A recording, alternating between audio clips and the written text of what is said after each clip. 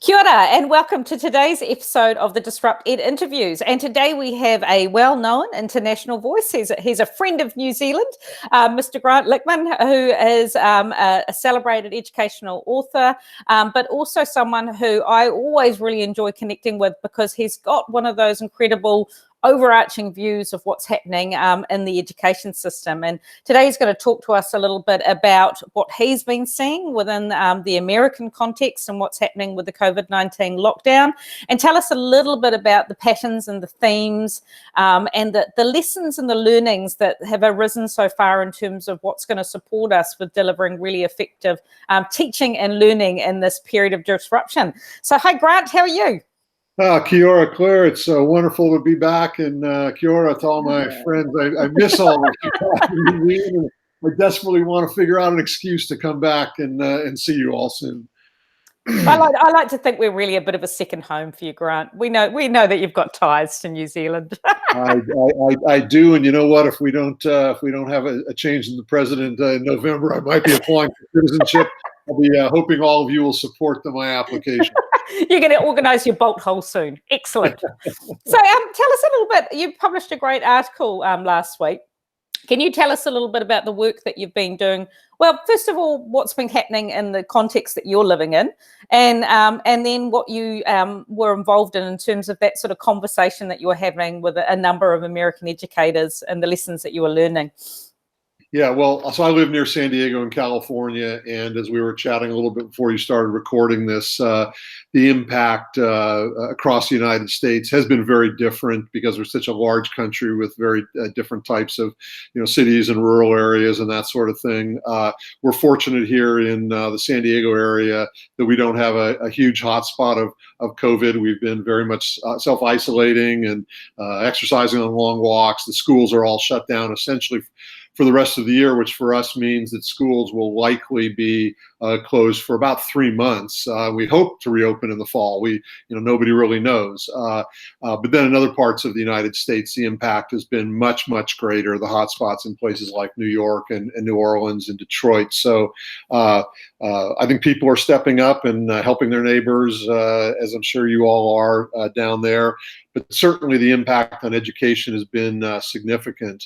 One of the impacts has been is that educators are talking to each other a whole lot more than they were just a few weeks ago, right? I mean, this is one of the things that you and I have talked about a lot, and that I think we've all identified going back a fair ways, is that educators, whether they're in their own classroom or their own school, their own district, have tended to be very siloized or isolated.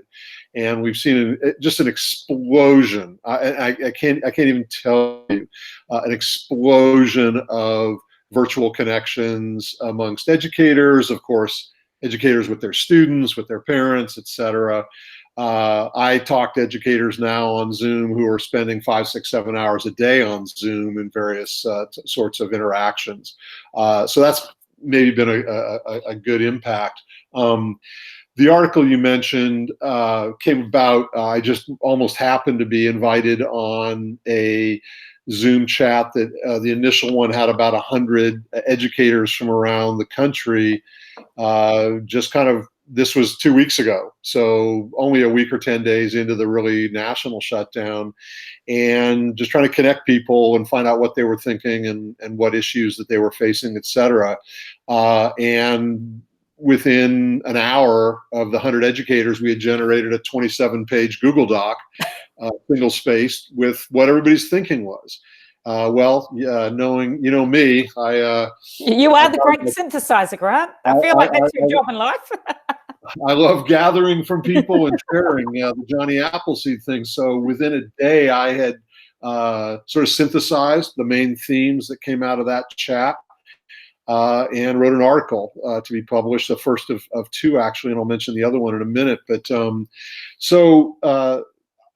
people can read the article, but there were some principal themes that came out, and I think the easiest ones to lock onto quickly were around technology and equity.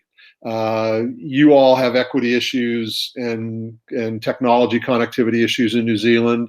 We have those at levels that you can't even imagine. So from a technology point of view, one school district will have kids who all have a laptop or device, and they can all get on from home.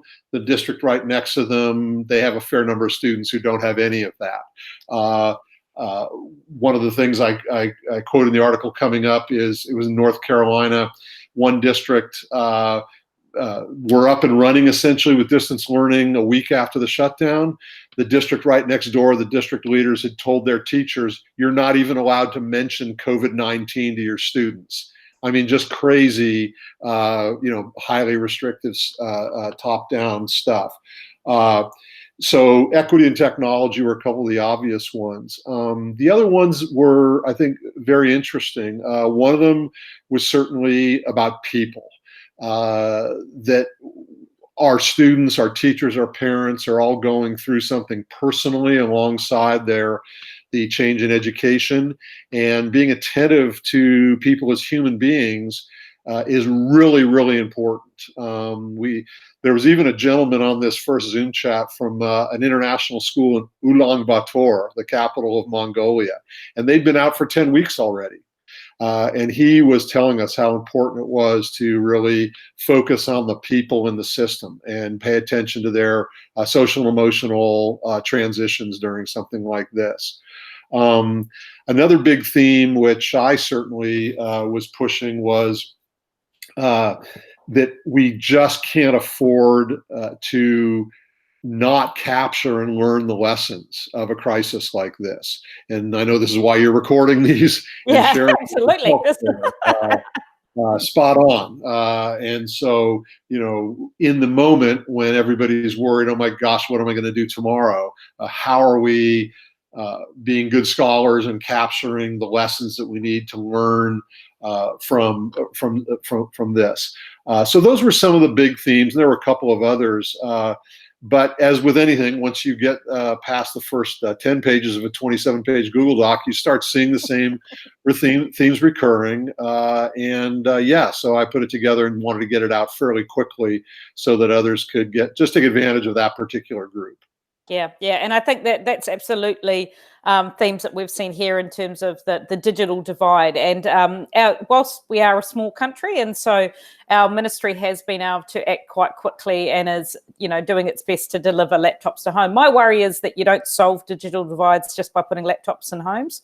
It's often a good first step, but it can be a slightly naively simplistic attempt of solving a problem that's much greater than kids actually just physically having access to those technologies. And again, the people idea. And I feel like we've bandied around the idea of human-centered design and those sorts of things for a long time. And I was talking with Steve Mouldy a while back, and I was saying that, if anything, we're actually starting to see all of the things that felt like buzzwords and really just felt like overused buzzwords within the education system come into play. When you think about human-centered design, universal design for learning, and learner agency, and that idea that we're really going to have to ensure that our young people develop a sense of learner agency. And also, I think we're seeing increasingly opportunities for people to learn and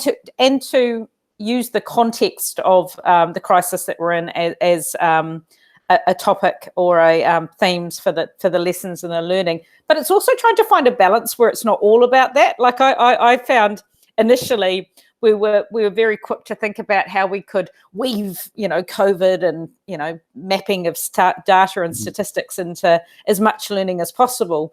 But then you also got to a point where you realized they needed stuff other than that, because they were risking being sort of saturated in the data and the stories. And actually, one of our other jobs and opportunities that we have in education is to help them rise up and above and look out beyond the crisis that we're in as well, and create a bit of a semblance of sort of hope beyond the crisis as well. What was the main lessons you felt like those educators and leaders were learning along the way? Obviously there's only so much they can do around the technology and equity, and I guess the people-centeredness is the key one.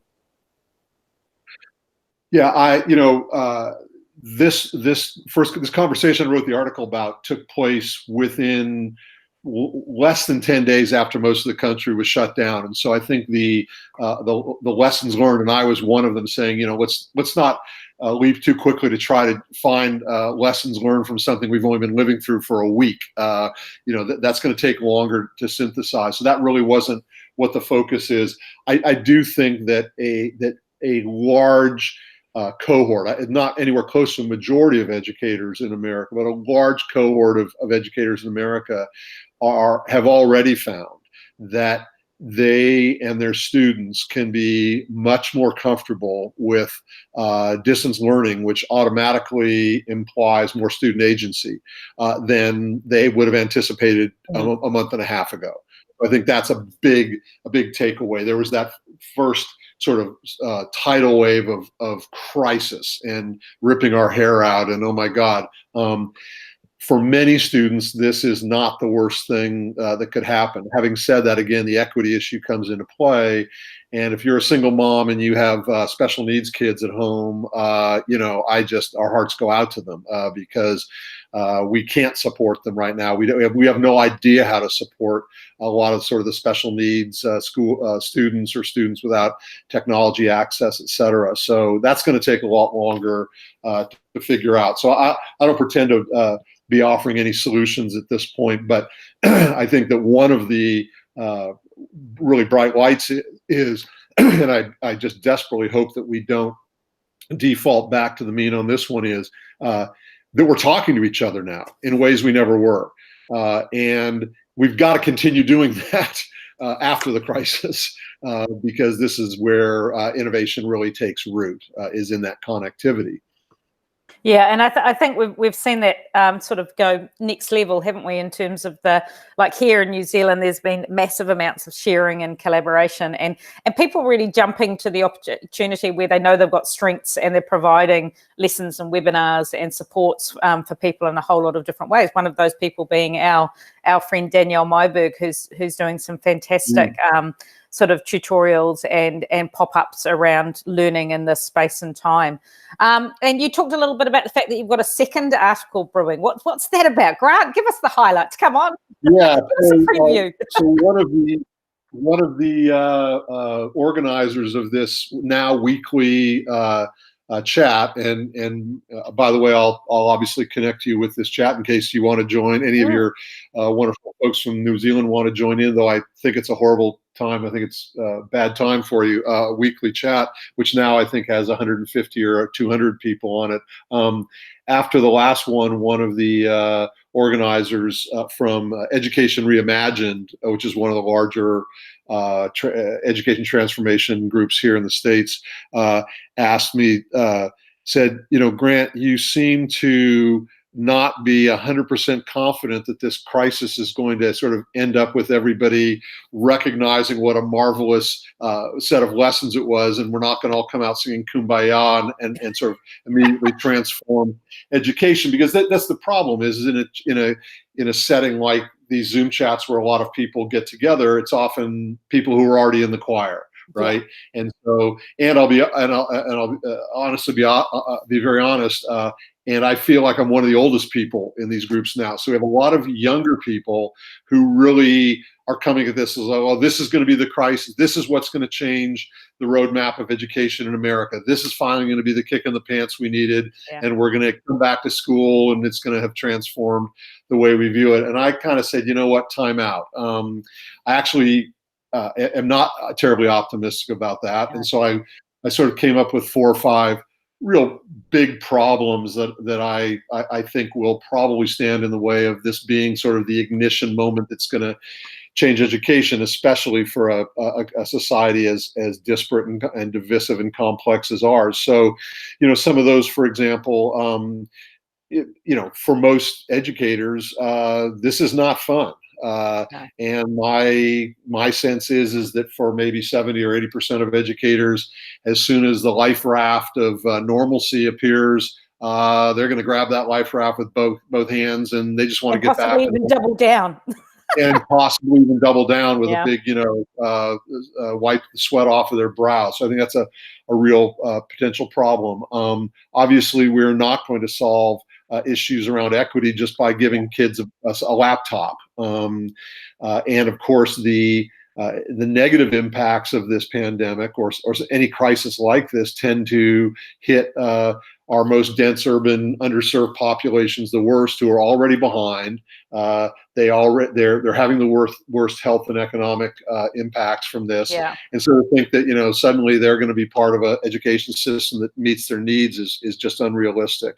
One of the big problems, which is global, is just an appalling lack of proactive planning for what finally is we realize is what we're talking about when we talk about a rapidly changing world. I and others and you, and we've been talking for a decade now about how quickly the world changes around us. Well, we just are seeing how quickly the world can change, and yet we've had this appalling lack of planning, in some cases intentional failures, like with respect to our current federal administration, which canceled pandemic planning out of the White House and everything 2 years ago, and just a lack of respect for science.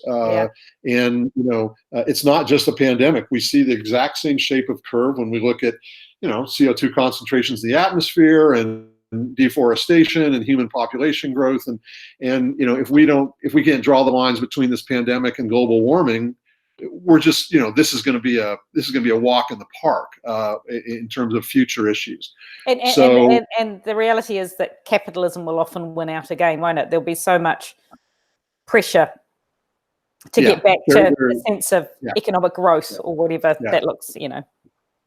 So, I mean, there are obviously things we can do about that, but I'm not so sanguine to think that as many people, I think many people do here in the States, sort of the education reform group, think that, wow, this is really going to finally be the kick in the pants we needed. And so anyway, I wrote an article to sort of maybe ask people to be a little more pragmatic and thoughtful, and not just think that things are going to change because you really, really hope that they're going to. So there's a lot more to it than that. So that'll come out, I think, tomorrow. Obviously, I'll put it on your Facebook page, on your DisruptED Facebook page, and and I guess the final one is I guess if I'd have published this book behind me, Thrive, a few months later, I might have had a different title, because so much of the book, which I think is just as relevant for New Zealand as it is for Canada and the United States, where it's selling quite well, really is focused on how we engage with our community of stakeholders better. So many schools around the world, and the tradition of schools has been for school leaders to tell their customers what's going on at the school and why they should choose that school. And it really has not been a multilateral engagement practice. And, many of us have recognized that and are working on that. And that's kind of what the book is about. And it takes a whole new level of urgency when you have something like the pandemic, where now the school cannot operate on its own as a standalone entity where you just send your kids for 7 hours a day. Education becomes interwoven into this fabric of people's lives in a way that it really hasn't been. And so much of what I've been encouraging, and many of us have been encouraging school leaders to do, about engaging with their stakeholders and delivering on that differentiated value proposition, it's just been really, really amplified in this pandemic. Yeah, and I think it's quite interesting. There was an article that I saw that came out this morning. It might have been a BBC one, that was talking about, it's taken this for people to realize how much more than education schools provide, in terms of, quite often they're the sort of this backbone to society for young people, that once you've removed it, you realize it's not just about teaching and learning, it's about so much more in terms of a whole sort of wraparound ecosystem of care for our young people as well. Yeah, and that's exactly right. And yet, at least here in the States, for many, many a significant majority of schools and districts, especially over the last decade or so, where we had no child left behind and race to the top and all that. It really is people, the school leaders have said, what we're about is getting great test scores and preparing your kids to go to college through great test scores. And we knew that was never right, but that was the projected value proposition of so many schools. And we've started to see that fall apart in the last 3 or 4 years, where schools have to demonstrate that they're doing something more than that. They are providing those more wraparound services for students and preparing them in different ways. And so I think this is maybe a kick in the pants. If all you're doing is taking your kids and preparing them to do well in the exams, well, they can do that just fine about 3 hours a day with a computer at home. What the heck are we doing the rest of the time that's benefiting them? And talking about engaging with stakeholders, yesterday I interviewed and recorded an interview with 7 of our head students from Albany Senior High School. And it was like they had sat in on sort of 10 years of professional development. I feel like as educators, we've gone through so many iterations of learning and professional development, and that there's this sort of pocket of teachers sort of at the edges and pushing things forward. And we sort of pat ourselves back for having these like moments of clarity about what the education system needs. Get 7 teenagers on screen and ask them what they want. They could actually articulate it better than any educators that I've spoken to. The amount of gold that came out of their mouths in that interview, going, yep, no, they've nailed it, yep. And I just think, actually, if we think about it as a matter of just being efficient, engaging with stakeholders and co-designing education, alongside your students and your community, man, it saves bloody time and money, if nothing else. You're exactly, and that actually is a theme that in some of these large Zoom chats is really, really coming to the fore. Maybe even in the last couple of weeks since I wrote that first article, is this recognition finally that the students belong at the table. They have these level of understanding. Not all of them, of course, but many of them are able to do this. And I was just on a chat today with a woman in the state of Kentucky who is involved in amplifying student voice. And yet, even there, the recognition of the value of student voice does not prohibit, and I've seen it happen in these chats virtually, and I've seen it happen in workshops I do. It's even the recognition of the value of student voice does not prevent the adults from trying to take sort of this leadership role and direct things, and then just ask students for their feedback in a very sort of subordinate position. The adults in the system don't know how to engage students in a really authentic way and let them be part of it. And I think that's a skill that if I had a month in New Zealand, I'd run around and offer workshops in how do you actually allow these students to engage in a way that helps all of us, as you said, efficiency-wise, content-wise, learning-wise. We know how to do it, but most of our adults are not well skilled. And we actually participated in that exact workshop, didn't we, at ULearn all those years ago? Myself and Steve Mouldy and yourself and a group of students from Hobsonville Point Secondary School at that time. And you could see light bulbs going on all around the room in that session. Yeah, and yet that was, unfortunately, that sort of thing is a one-off. And then if you don't follow that up with real skill building, it becomes, oh yeah, that was a cool workshop. But the real takeaways were, how did we achieve that? How does a place like Hobsonville Point Secondary achieve that on a sustainable, ongoing basis? And so I do think this might be one of the really or silver ornaments that might come out of this.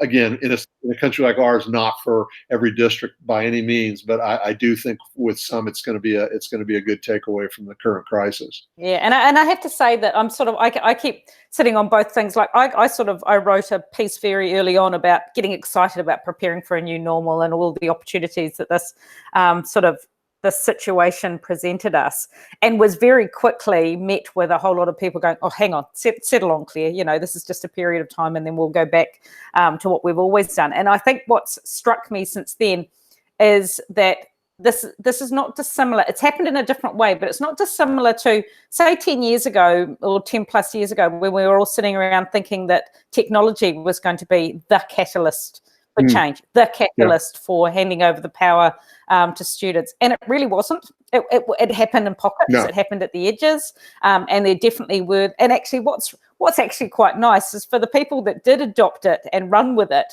they were very well positioned when this thing, like I made, the comment several times. I was in the interview with Karen Malush, Karen Spencer, and talking about the fact going, oh my goodness, haven't you ever, if there's ever been a period in your career where you've felt like you've been working towards this very moment, this is it. And so for those of us who were in that really active in that ULearn space and were very proactive around technology engagement, on one hand, it's lovely to think, we're really well positioned to be able to pivot and adapt our practice. But it's just such a shame that there were so many other, people within the system that didn't have that same advantage. Yeah. I mean, I think we're better placed as a society, as a country because of those foundations that were laid. But it certainly wasn't universal. I do think that there is, if I were to sort of lend a piece of advice or a hopeful note to, especially to you folks in New Zealand, where it's wonderful. You all know each other, and everybody knows we who literally else is. And literally, it's so compact. I remind people that the county of San Diego has more people than your whole country. So you have a system that can be workable. So, for example, I'm partnering with the Canadian Association of Independent Schools. They have about 100 schools. So, I mean, you have a lot more than 100 schools, but 100 schools is a certain number. And so we're going to do 3 sessions over 6 weeks where we sort of seed the conversation, and this will be for 1 or 2 representatives from each school, where they're going to, before we have the live workshops, they're going to go to their virtual internal communities. They're going to brainstorm on these big questions, some of which we've already mentioned, the big problems. What if this happens again in the fall, or what are the lessons we can learn from it? They're going to brainstorm about that. They're going to bring all of that in shared Google Docs. We're going to have several sessions where we synthesize and really try to come up with sort of some recommendations and resources, really tangible stuff that schools can use. And I think that is that's a place where they can get a lot of traction in a country like New Zealand, where if there were some sort of sustainable conversations where you're focused on, okay, what are the problems? Let's everybody go out, put your feelers out, synthesize best practice ideas, share those. Some of them aren't going to work. Some of them are. This is, fast failure kind of time. I think that's a tool that can give people a lot of confidence that we're not just all trying to reinvent this wheel all on our own. I'll get you to share some of that thinking with me, if you don't mind, because I think we've got a really neat opportunity with the DisruptED community, in the sense that we've got 2,000 educators in that space, and we've got a fairly good spread across the country, and and it's a group of really willing, active educators, and they'll be busy in the next couple of weeks getting back into the school term. But I think you're absolutely right that we capture this opportunity. And I often talk about the once in a pandemic opportunity to capture this stuff, and and capturing these interviews has been one part of that. But actually coming together and having those discussions around the wicked problems, and what we're going to do next, and not wait for the ministry for that, because that's not where the innovation necessarily happens. It happens on the ground. Yeah.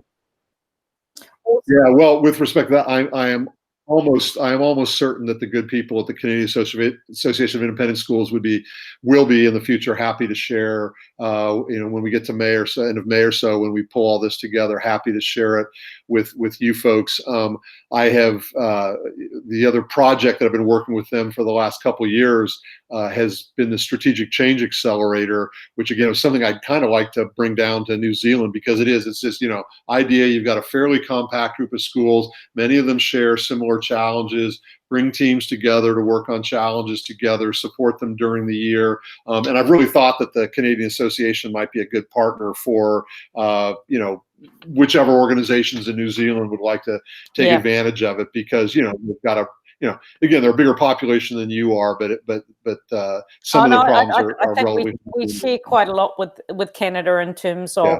the way we live and our sort of value sets and those sorts of things. And I know that I've looked to the self-directed schools in Canada for a whole lot of lessons that I feel have been really transferable to this context and the next context that we're into, when we're in that messy potential in and out of school, and understanding that actually the principles of the self-directed schools in Canada will serve us very well if we know that we're moving in and out of schools a bit more, and we have this sort of messiness of potential future lockdowns. Yeah. So yeah, I'll be happy to liaise on that, and maybe there's my excuse for getting down to New Zealand here, and then at some point in the future, I come down and share all that learning with you guys. I keep telling you, all the cost is a plane ticket, and I'm down there. Once we open our borders, we might invite you back. Yeah, once you open the borders to people like me. Yeah. We should have some special invites we can send out. Fantastic, Grant. Thank you so much for sparing the time this evening, your time this morning, our time in New Zealand. I've really appreciated the conversation. I'll be sharing this in the next couple of days for our DisruptED community, and I look forward to seeing that article as well. So to everyone watching, thank you for watching another DisruptED interview. Remember, you can go to YouTube and find the DisruptED TV page and subscribe so you get an interview in your inbox every morning.